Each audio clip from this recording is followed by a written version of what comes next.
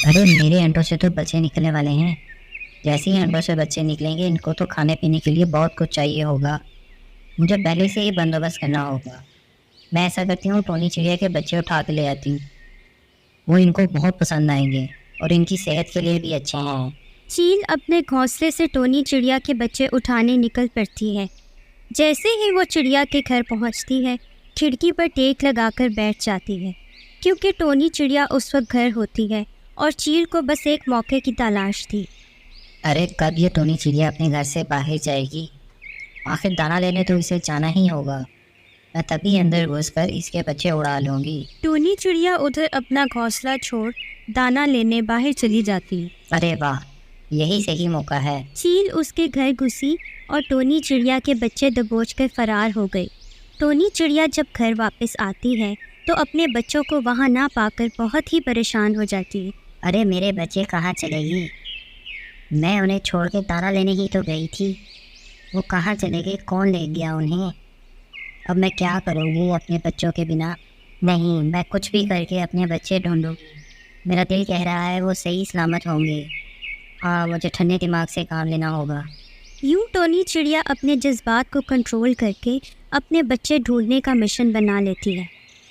मुझे सबसे पहले जाके अपने हमसाए कबूतर से पता करना चाहिए। शायद उसने किसी को आते जाते यहाँ पे देखा हो। टोनी चिड़िया अपने घर से निकलकर पहले कबूतर के घर जाती है। कबूतर भाई, मेरे बच्चे गायब हो गए हैं। क्या आपने यहाँ पे किसी को आते जाते देखा है? नहीं टोनी चिड़िया, लेकिन मैंने एक किस्म के शिकारी को देखा था, सांप को देखा था, लेकिन वो तुम्हारे घर के पास नहीं था, वो दूसरी तरफ था। फिर मेरे बच्चे सांप ने ही वो उठाए होंगे। मुझे जाना होगा। ऐसा कहकर टोनी चिड़िया सांप के बिल की तरफ निकल पड़ती है ताकि उससे अपने बच्चे ले सके। उसे अब सांप पर ही शक था कि ज़रूर उस दुष्ट सांप ने ही उसके बच्चे उठाए होंगे। उधर चील टोनी चिड़िया के बच्चे ले जाकर अपने घोंसले में कैद कर देती है ताकि जब उसके अंडों से बच्चे निकले तो वो टोनी चिड़िया के बच्चे अपने बच्चों को खाने के तौर पे दे सके। यहाँ टोनी चिड़िया सांप के बिल में पहुँच जाती है। अरे सांप तो यहाँ नहीं है, और ज़रूर किसी न किसी मासूम का शिकार करने ही गया होगा। उसके तो यहाँ पर अंडे पड़े हैं। मैं ऐसा करती हूँ, उसके अंडे उठा लेती हूँ। इसी सूरत हाल में वो मेरे बच्चे वापस देगा। और एक मैसेज भी छोड़ जाती हूँ ताकि जब भी सांप वापस आए उसे पता हो कि अंडे मेरे पास हैं। टोनी चिड़िया सांप के अंडे उठा लेती है ताकि इसके बदले वो अपने बच्चे वापस ले सके। इस बात से बेखबर कि उसके बच्चे तो चील के पास हैं, वो अंडे लेकर कबूतर के घर रखवा देती है ताकि सांप से इनके बदले अपने बच्चे मांग सके। अब जब सांप अपनी बिल में आता है तो उसे टोनी का मैसेज मिलता है और अंडे गायब थे। मेरे अंडे गायब हैं। अभी मैं टोनी चिड़िया को पूछता हूँ, छोड़ूंगा नहीं उसे मैं। अरे ओ टोनी चिड़िया, तुम्हारी इतनी हिम्मत, तुम मेरे अंडे उठा लाई।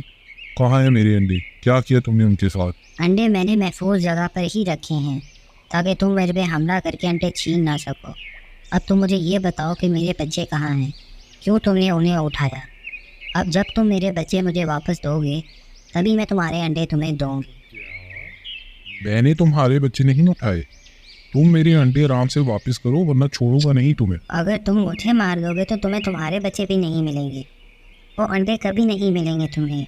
उनका पता सिर्फ मुझे पता है। अगर मुझे मार दोगे तो कौन बताएगा तुम्हें कि वो कहाँ हैं? इसलिए चुपचाप मेरे बच्चे मेरे हवाले करो। तुम्हारे अलावा ये काम और कोई नहीं कर सकता। अरे मैंने कहा ना, तुम्हारे बच्चे मैंने नहीं उठाए हैं। एक मेरे अलावा चील भी शिकारी है, ज़रूर ये उसका काम है। उसके अंडों से भी बच्चे निकलने वाले थे, तो वो तुम्हारे बच्चे उठाकर लेकर गई होगी। अब टोनी चिड़िया को भी यही लगता है कि फिर दूसरी तो शिकारी चील ही हो सकती है, मगर वो उसका मुकाबला नहीं कर सकती। सांप की कमज़ोरी उसके पास है तो सांप ही अब उसकी हर बात मानेगा और चील से बच्चे वही ला के दे सकता है। तो ठीक है, फिर जाओ, जाकर चील से मेरे बच्चे ला दो और अपने अंडे ले जाओ। मुझे वरना मार भी दोगे तो मुझे अपने बच्चों के बगैर नहीं जीना, और तुम्हें तुम्हारे अंडे नहीं मिलेंगे। आगे अब तुम देख लो। चिड़िया की बात मानने पर मजबूर हो गया था। उसे पता था टोनी चिड़िया अब डट गई है। ठीक है, मैं चील से तुम्हें तुम्हारे बच्चे ला कर देता हूँ, लेकिन मेरे अंडों को कुछ नहीं होना चाहिए, वरना छोड़ूंगा नहीं तुम्हें। ऐसा कहकर सांप चील के घोंसले में पहुंचता है और टोनी चिड़िया के बच्चे वहां देख लेता है। अरे ओ चील, ये टोनी चिड़िया के बच्चे मेरे हवाले करो।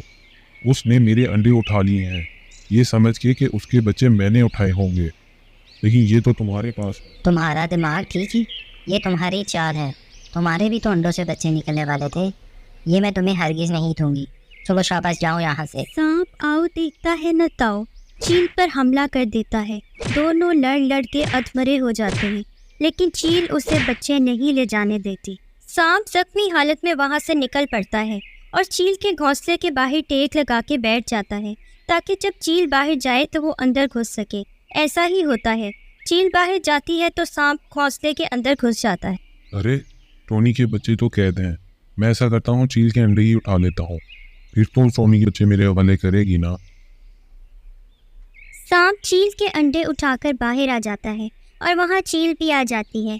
अब टोनी के बच्चे चील के पास थे और चील के अंडे सांप के पास थे और सांप के अंडे कबूतर के पास थे। अरे अरे, ये तुम क्या कर रहे हो? मेरे अंडे क्यों उठाए हैं तुमने?